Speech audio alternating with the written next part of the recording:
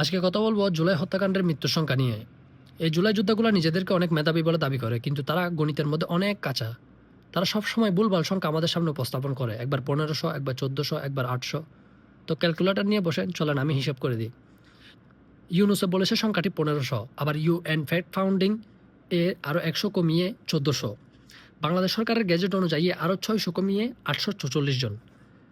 আবার বাংলাদেশের শীর্ষ মিডিয়া প্রথম আলোর অনুসন্ধান প্রতিবেদন অনুযায়ী 6 আগস্ট পর্যন্ত সেই মৃত্যুর সংখ্যা আরও 300 কমিয়ে 544 জন। 6 আগস্ট শেখ হাসিনা ভারতে ছিলেন, তাহলে 6 আগস্টের দিন মারা যায় 107 জন। তো এই 107 জন যদি বাদ দেন, তাহলে 544 থেকে হবে 437 জন। সাবেক প্রধানমন্ত্রী শেখ হাসিনা 5 আগস্টের দিন দুপুর 2:25 তিনি বাংলাদেশ ত্যাগ করেন।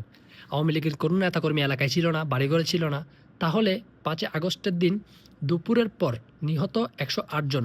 এই সংখ্যা যদি বাদ দেন, তাহলে হয় 329 জন। এই 329 জনের মধ্যে সরকারি গেজেট অনুযায়ী 44 জন ছিলেন পুলিশ কর্মকর্তা।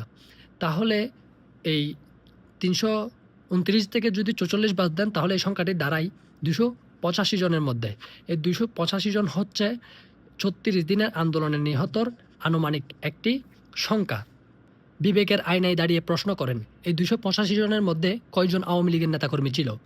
প্রথম আলোর 1 জুলাই থেকে 5 আগস্ট দুপুর পর্যন্ত অনুসন্ধান রিপোর্টে এই নিহতের মধ্যে 87 জন ছিলেন আওয়ামী লীগের নেতাকর্মী।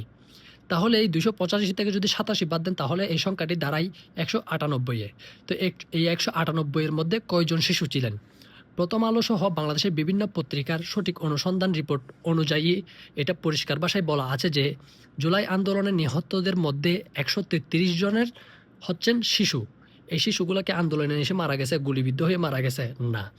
তাহলে এই 198 থেকে যদি 133 জন যদি বাদ দেন, তাহলে এই সংখ্যাটি দাঁড়ায় 65 জনের মধ্যে।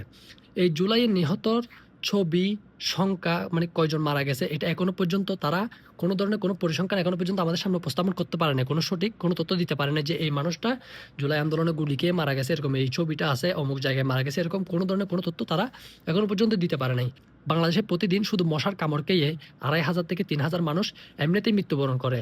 মাত্র 844 জনের এই জুলাই তালিকা দিতে ইউনূস সরকারের 6 মাস লেগে গেল।